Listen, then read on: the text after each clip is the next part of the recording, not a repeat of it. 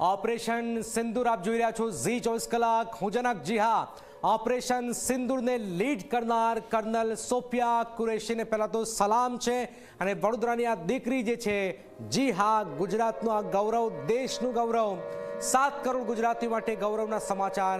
પાકિસ્તાનને પાઠ ભણાવનારી વિરાંગના kernel Sofia ગુજરાતની દીકરી છે। વડોદરાના ફતેગંજમાં સોફિયાનો પરિવાર રહેતો, પિતા પણ ભારતીય આર્મીમાં ઇલેક્ટ્રોનિક્સ મિકેનિકલ એન્જિનિયર શાખામાં સેવા આપતા હતા। રવિ અમારી સાથે જોડાઈ ગયા છે। રવિ, એક તો વડોદરાની દીકરી સોફિયા અને MS યુનિવર્સિટી, તમારો પણ MS સાથે નાતો રહ્યો છે, વડોદરામાં આપ રહો છો ને એમની સાથે કોણ કોણ છે ત્યાં, શું કોઈ મિત્રો છે, શું ખબર સામે આવી રહી છે?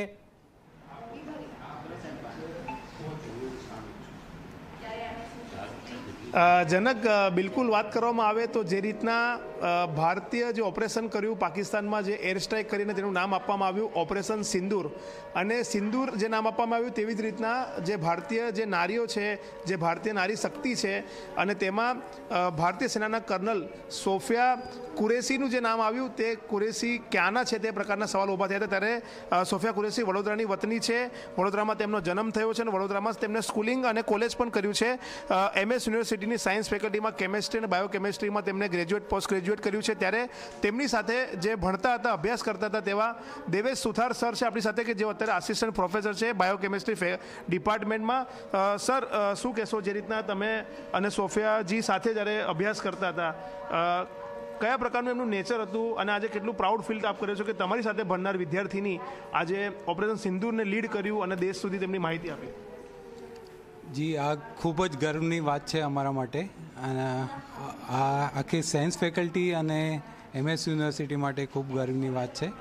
અને ખાસ કરીને અમારા બેચના જે મિત્રો છે એ તો સવારથી એમને જાણ થઈ ગઈ હતી, અને અમે પૂરું લાઈવ ટેલિકાસ્ટ, જે પ્રેસ કોન્ફરન્સ થઈ હતી એની પૂરેપૂરી લાઈવ ટેલિકાસ્ટ જોઈ હતી અને ખૂબ જ આનંદ થયો જોઈને। સર, શું કહેશો એમના વિશે? જ્યારે તમે ભણતા હતા, કયા વર્ષ હતું એ, અને એ વખતે એમનું કેટલા હોશિયાર હતા ભણવામાં, સેનાકીય પ્રવૃત્તિમાં, દેશદાજ પ્રત્યે એમની કેટલી લાગણી હતી? ભણવામાં એ સારા હતા અને એમનું આગળ રિસર્ચ પ્રત્યે બી એમનું ઝુકાવ હતો, પણ સંજોગોવશ એમને આર્મીમાં પોસ્ટિંગ મળતા એમણે આર્મી જોઈન કરી લીધું, અને ત્યાર પછી એમણે પાછળ જોયું નથી। એમનું ફેમિલી બેકગ્રાઉન્ડ કેવું હતું જ્યારે તમે કંઈ ડિસ્કસ થયું હશે તમે ભણતા?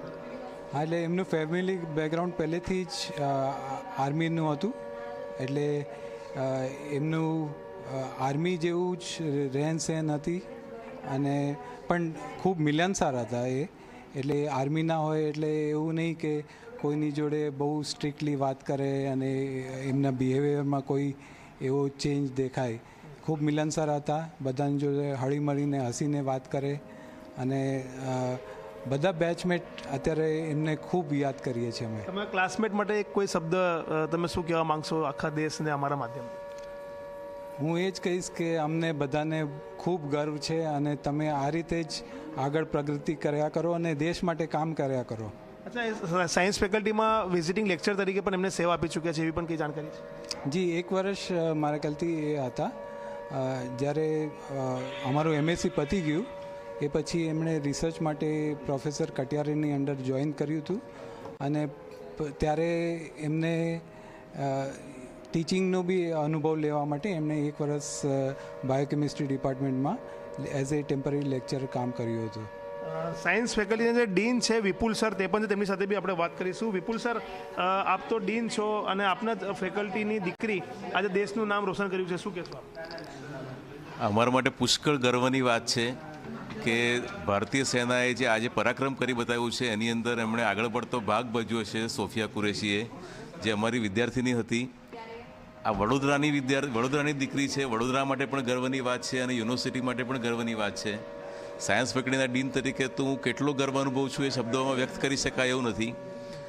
અને એમણે જે નારી શક્તિનો પરિચય આપ્યો છે એ આપણા દેશની બધી નારીઓને એ પ્રેરણારૂપ થઈ શકશે એવો અમારો મત છે। અને બીજા લોકો પણ, બીજી છોકરીઓ પણ આગળ આવે સેનામાં ભરતી થવા માટે, એવી લાગણી અનુભવું છું અત્યારે. સર યુનિવર્સિટીએ પણ એમને કોંગ્રેચ્યુલેટ કર્યું છે, એમના માટેનું એક પોસ્ટર રિલીઝ કર્યું છે. સાયન્સ ફેકલ્ટી પણ આજે એક તહેવાર જેવો માહોલ હશે ફેકલ્ટીમાં. કેટલો ઉત્સાહ છે દરેક લોકોમાં અને આનાથી શું મેસેજ જઈ રહ્યો છે યુનિવર્સિટીના વિદ્યાર્થીઓમાં? બિલકુલ પુષ્કળ ઉત્સાહનો માહોલ છે આનાથી, અને યુનિવર્સિટીના વિદ્યાર્થીઓ પણ એની અંદર ગર્વની લાગણી અનુભવી રહ્યા છે, અને યુનિવર્સિટીના વિદ્યાર્થીઓને પણ આની અંદર પ્રેરણા મળી છે, પ્રોત્સાહન મળ્યું છે કે જો આપણી ફેકલ્ટીની વિદ્યાર્થીની કંઈક પરાક્રમ કરી શકતી હોય તો અમે પણ કરી શકીએ છીએ. એવો દરેકે આનાથી ઉત્સાહ આવશે, અને મને ખાતરી છે કે દેશ સેવા માટે વધુ ને વધુ વિદ્યાર્થીઓ આગળ આવશે. આનાથી ફેકલ્ટીના ડીન તરીકે સોફિયા કુરેશીજીને શું તમે અમારા થકી મેસેજ આપશો, અથવા તો શું એમના માટે બે શબ્દ તમે બોલશો? સોફિયા કુરેશીને હું એટલું જ કહેવા માગીશ કે અમે તારા માટે પુષ્કળ ગર્વ અનુભવીએ છીએ, અને તે દેશનું નામ રોશન કર્યું છે, યુનિવર્સિટીનું નામ રોશન કર્યું છે, અને તને હંમેશા માટે યાદ રાખવામાં આવશે. હંમેશા માટે યાદ રાખવામાં આવશે. દેશનું નામ રોશન કર્યું છે, યુનિવર્સિટીનું નામ રોશન કર્યું છે.